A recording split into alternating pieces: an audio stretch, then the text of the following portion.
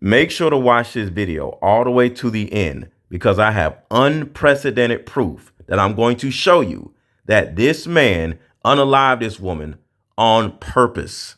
All right, new footage and new context has just gotten released that shows or proves that this ICE agent most likely will be going to prison. Check this out. Jonathan Ross has been identified as the ICE agent who fatally shot Renee Nicole Good in Minneapolis earlier this week. This is the same officer that was dragged and injured during an arrest that also involved a car last year. That means a lot right there. Something happened then something happened here. Here's what we know about him. Court documents show the first incident happened on June 17, 2025, during the apprehension of Roberto Carlos Munoz, a convicted sex offender originally from Guatemala. Ross got his arm stuck in Munoz's window as the driver tried to flee and was dragged more than 100 yards before breaking free. In court, Ross testified, quote, "He just took off at a rapid speed. At this point, I feared for my life." Ross ended up in the hospital with significant cuts to his right arm that required 20 stitches, along with another wound on his left hand that needed 13 stitches. So let's stop right there. For anybody, whether it's a citizen or a police officer or an ICE agent, if something like that happens to you, don't you think that stays in your mind? Don't you think something like that would affect your nervous system, that will cause you to be a little bit more hyper vigilant whenever walking up to a car, especially if the car tries to pull away? You see where I'm going here, right? A jury convicted Munoz last month of assaulting a federal officer with a dangerous weapon. So let's start right there. As you can see, that guy got convicted. So in his mind, if he sees somebody do something that is similar to what happened to him before, he may easily feel justified by defending himself in a manner that he wasn't able to the first time. So to a certain degree, and I'm not saying this is what was going on in his mind, but possibly, since the last person got away with assaulting him and putting him in the hospital, he may be thinking, I'd be damned if somebody else gets away with this, even though it's a different person in a different scenario. Court transcripts also detail Ross's background, showing he's a veteran and was deployed to Iraq in 2004 and 2005 as a machine gunner on a gun truck. He joined the Border Patrol in 2007 and ICE in 2015, later serving as a firearms instructor and a member of the FBI's Joint Terrorism Task Force. According to DHS, Ross was part of ICE's Special Response Team, which requires a 30-hour tryout and additional training. Now, just 6 months later, Ross faced another driver who hit the gas as he tried to stop their car. This time, he fired his service weapon, fatally killing Good, who was a mother to a 6-year-old child. Ross's father, Ed Ross, told the Daily Mail, quote, "She hit him. He will not be charged with anything." That right there, she hit him. He would not be charged with anything. Let's just keep going. I got so much to say. I'm trying to wait. Both Vice President J.D. Vance and Homeland Security Secretary Kristi Noem have defended Ross's actions. That woman was there to interfere with a legitimate law enforcement operation. This was an act of domestic terrorism. But state and local officials dispute claims of self-defense. They are already trying to spin this as an action of self-defense. Having seen the video of myself, I want to tell everybody directly, that is bull. He had his life ended, dragged by a car 6 months ago, 6 months ago, 6 months ago, 33 stitches in his leg. So you think maybe he's a little bit sensitive about somebody ramming him with an automobile? That right there. You think he wouldn't be a little sensitive with another person that has nothing to do with the first person ramming him with an automobile? First of all, he didn't get rammed with an automobile. We all seen the footage. And if you didn't see the footage, I'm going to show you the footage, but he did not get rammed with an automobile. But if you're spending those seconds doing this instead of just getting out of the way, yes, you're going to get hit. But because of what's going on in your head from previous incidents, you don't want to get out of the way. See, a lot of officers and a lot of people, I'm not just going to say officers, a lot of people walk around waiting for somebody to test them. Sometimes we have this mindset of, I wish a MFer would do the same thing they did to me last time. This time is going to be different. And this time was different. But guess what? This time you're going to go to prison instead of the other person. That's literally called PTSD. And because it's so frequent, the Peace Officers Research Association of California has recorded 83% of officers suffer from mental health struggles like PTSD, which is probably the reason why our government, as indicated by the .gov here, has a whole website dedicated to just PTSD. And in this PDF about understanding PTSD for officers, it states very clearly that a person with PTSD may feel easily threatened and become aggressive or violent and that someone with PTSD may be more likely to use a weapon because he or she may interpret neutral cues as signs of danger. Neutral cues as a sign of danger. Is it dangerous for a car to be coming towards you? Yes. But what does a human body cause you to do if a car is coming towards you? This or this? Your brain will instantly cause you to just jump out the way. There's no human other than a police officer who's going to just do this instead of getting out of the way of a moving vehicle. And this is what's important. He did this on purpose. He wanted this to happen because I'm not against police, but some police can put themselves in a position where they can fear for their lives. They don't fear for their lives, but contextually, it can look like that. So if you stand in front of a car when a woman is like, get out of the way, I'm trying to get out of here, and you deliberately stand in front of the vehicle and the car starts moving towards you, all you got to do is move out of the way, but you don't want to move out of the way. You put yourself in a position where the context and the visuals looks like I'm at fear for my life. Do you know how many police officers got away with literally unaliving an innocent person because in their mind, or they were able to contextually make it look like he was in fear for his life? And I just want to say this, a police officer's job is very dangerous, and I don't want to take that lightly. So for a lot of police officers, they fear for their lives a lot. But guess what? Those police officers, unlike this one, who isn't even a police officer, did not unload on an innocent person simply because they feared for their lives. Because I want to give grace and appreciation to the good police out there who are doing good police work. But this man, who isn't even a police officer, is actually using the I feared for my life to get away with unaliving somebody. So I just wanted to give that clarity. I'm fully aware that fearing for your life can be extremely scary, and I'm not dismissing or ignoring a police officer's actual real-time experience that I've never felt before. So my heart goes out to all of you, but this man did not fear for his life. I just needed to say that. Just imagine at your job, no matter what you do, if somebody tells you or is written somewhere, if this happened and this happened, you'll be able to get away with unaliving a person. All you got to do is put this together and put this together, and now, to a certain degree, you can do the hell you want to do. There's no way in this world, I don't care what happened, because we're going to look at what happened. The human body is not going to allow themselves to get hit by a car. So yes, a car coming at you, you can say, I fear for my life. So instead of jumping out of the way, since this is a scenario, 1 + 1 = I fear for my life, 1 + 1 = I fear for my life, you then could turn around and be like, pow, pow, pow, pow, pow. And all you really got to do is jump out of the way. Do you see how dysfunctional this fear for your life type of rule that the police have is? Like when an innocent bystander lets a car go through, waves other people to go around, and then puts their car into reverse to make a 3-point turn, aka neutral cues that they misinterpret as signs of danger. In fact, if we go even further, in my opinion, he didn't misinterpret it. He made it look like it so he can get away with doing it. I personally don't think he's seen that this woman is coming at him and he feared for his life. No, he just made it look like, hey, this is the reason why I did it, because he wanted to do it. Let me say this. I'm not saying this man or anybody else is like this axe murderer that's running around trying to unalive people. But when somebody is not complying and the first thing the police turns around and says is, oh, you think I'm playing? I'll just say this. There are police out there that like to show people, whether it's you, me, or whoever, who's boss. And getting away with this in their minds is a win for police.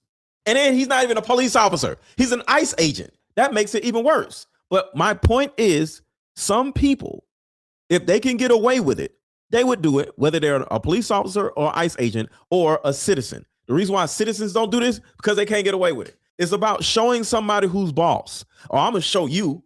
That's what this is about. Oh, you're not going to comply? I'm going to show you. to the DOJ's website, as you can see from right here, they have a page called Department of Justice Policy on Use of Force, where the number one rule is that deadly force may not be used solely to prevent the escape of a fleeing suspect. And number two, it may also not be discharged solely to disable moving vehicles and may not be discharged at a moving vehicle unless a person in the vehicle is threatening the officer or another person with deadly force by means other than the vehicle. Other than the vehicle. Means other than the vehicle. Y'all see that, right? What is the other means other than the vehicle that made him feel like I need to do this and do that in order to neutralize this person? Also, waving someone on is not a threat. In addition, vehicle is operated in a manner that threatens to cause death or serious physical injury to the officer or others, and no other objectively reasonable means of defense appear. That's it right there. When no other means of defense will work. Jumping out of the way is an easy means of defense. This man wanted to do this. He's seen something and he's like, oh, I'm going to show her instead of just jumping out of the damn way. To cause death or serious physical injury to the officer or others, and no other objectively reasonable means of defense appear to exist, which includes moving out of the path of the vehicle, which they both were able to step backwards and stop putting their hands on a moving vehicle at all times. See, like I said, it's two things you can do. Get out of the way or and do all this. There's no reason to just get out of the way. He doesn't want to get out of the way. This police officer is despicable. This was a choice. So yeah, the blatant lying from our president and vice president both need to stop immediately because the rules of how to discharge their weapons is literally written explicitly on government websites. Fuck Jonathan Ross, because this mother, Renee Nicole Good, deserves justice. You people in the media, not everybody in this room, but many people in this room have been lying about this attack. No, you're lying about this attack. And the attack is the officer, not the woman. Trying to ram this guy with her car. He shot back. He defended himself. He shot back, as in returning fire? She didn't shoot, sir. What are you talking about? You sound like an idiot. He's already been seriously wounded in law enforcement operations before.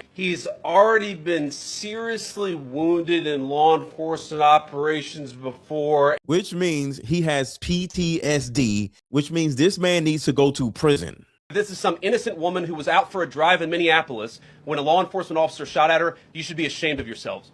Every single one of you. Soulless. When someone can look you square in the face and lie like that. Lie about a video we've seen. We can see it with our own eyes. We know exactly what happened. He can lie to your face and tell you what you saw didn't happen. In fact, the opposite is true. That's a man with no soul.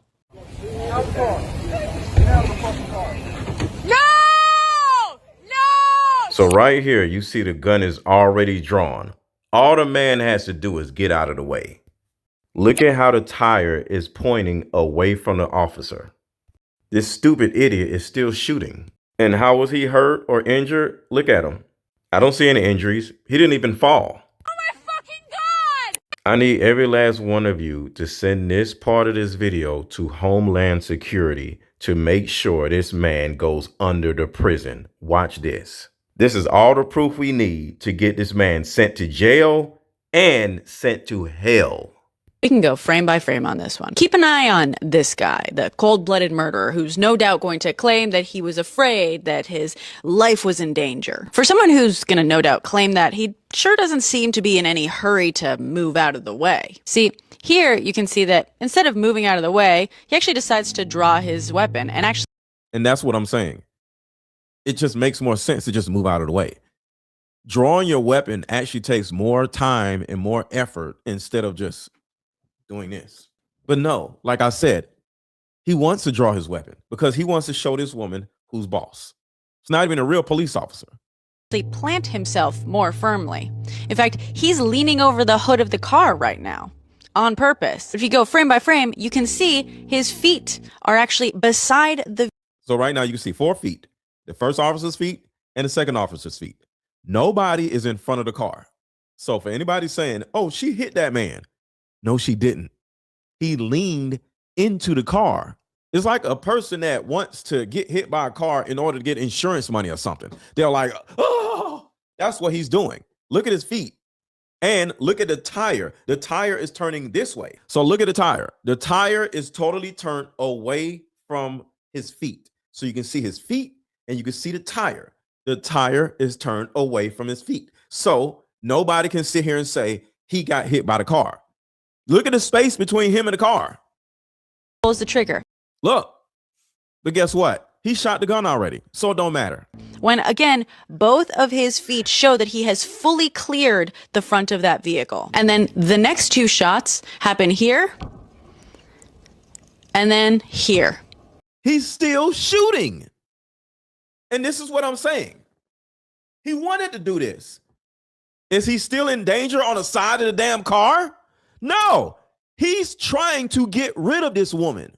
Both of which, where he's very clearly having to aim through the driver's side window and actually appears to be running after the vehicle to catch up to it. This, by the way, after very clearly signaling to the ICE officers to pass by her on that street, which she was very clearly not blocking nor obstructing, because moments earlier when she first started to pull out, another vehicle started pulling out similarly and crossed in front of her. So she was telling the next one to go on ahead, not posing a threat, not obstructing nor impeding anything. Here's the angle no one has seen. But there is alarming lies in the storytelling from Homeland Security Kristi Noem. Watch carefully as we see the agent involved walk calmly back to his car with no injury. But Kristi Noem stated transported to a hospital and that he received treatment. However, we can clearly see the agent get into his own SUV and drive away. Criminals! Don't let him leave! EVC 289. Don't let him leave! This is immediately after the incident. Even more shockingly, we can see ICE agents preventing self-declared medical professionals from helping the victim. There was somebody that could have helped the lady and they didn't allow the person to come in. I want y'all to think about that. And you don't think this wasn't on purpose? And this is damning too.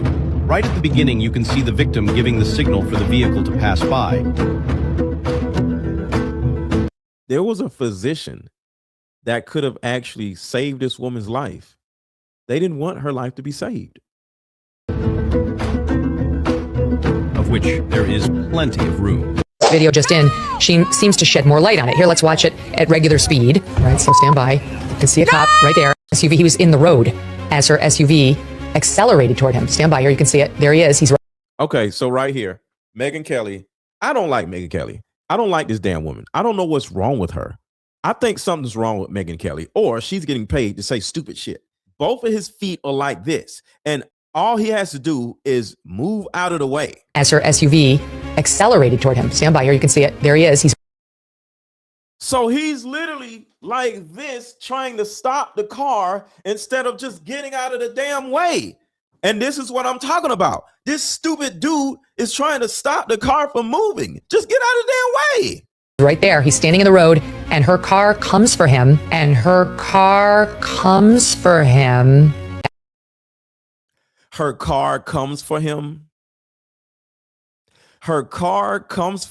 Megyn Kelly. Who the hell are you working for, ma'am? I can't stand this damn woman. Then that he opened fire. Okay, so look, right here, you can see a cop dressed in black. He's standing right there. Her car comes, he tries to get out of the way, and that's when we believe he tries to get out of the way. If he wasn't pulling his firearm out, if he wasn't trying to stop the car from moving forward, he could have got out of the way. So Megyn Kelly, you sound like an idiot. I don't know what's wrong with you. And it's not because she's a woman, because every time I say something negative about a woman, just because she's a woman, y'all think something crazy. I do not like Megyn Kelly, and it's not because she's a woman. I think she is either paid to rage bait, and that's kind of like her thing, or something. But I personally do not like Megyn Kelly because of stuff like this. open fire. Let's watch it again. See the silver car that's parked? He's standing there in the road. All you have to do is get out of the way, sir. All you got to do is get out of the way. And Megyn Kelly is trying to set the narrative to make it look like this man is a victim. Nobody going like this on a car is a victim. Somebody going like this on a car is a victim. Don't Here comes her car. You can see him brace. He moves out of the way, and we believe opened fire. I'm sorry, but this is very supportive of the police's story. I hope this police officer burns in hell. He should have shot. He should have opened fire. But this does support the statement that he felt he was about to get run over, and that's why he drew his firearm. The ICE agent who shot and killed 37-year-old mother of three, Renee Nicole Good, has been identified just one day after the vice president used the case to defend ICE on the national stage. Here's everything we know about Agent Jonathan Ross.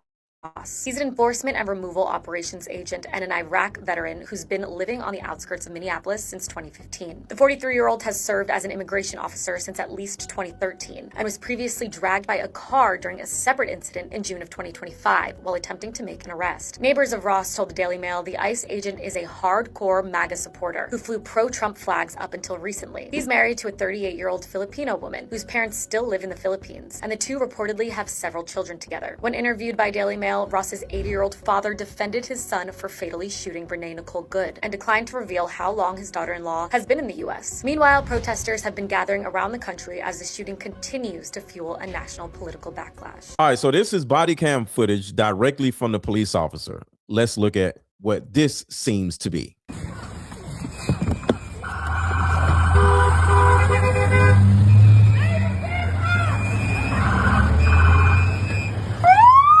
So this is the vehicle in question. That's fine, dude. I'm not mad at you. Show your face. I'm not mad at you. That's okay. We don't change our plates every morning, just so you know. It'll be the same plate when you come talk to us later. That's fine. U.S. citizen, former fucking president. You want to come at us? You want to come at us? I say go get yourself some lunch, big boy. Go ahead. Out of the car. Get out of the fucking car.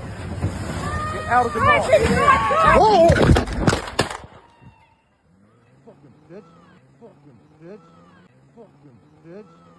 So as you can see, this body cam footage does not prove that he was hit. The only thing you seen or heard was gunshots. But y'all let me know what y'all think in the comments. But my opinion is this man has PTSD, and due to the fact that he was, I would say, assaulted by another person by a car, this kind of like excited his nervous system, where he felt like this woman, unlike the last person, is not going to get away with this. And he felt the insatiable need to unload on a mother. Let me know what y'all think in the comments.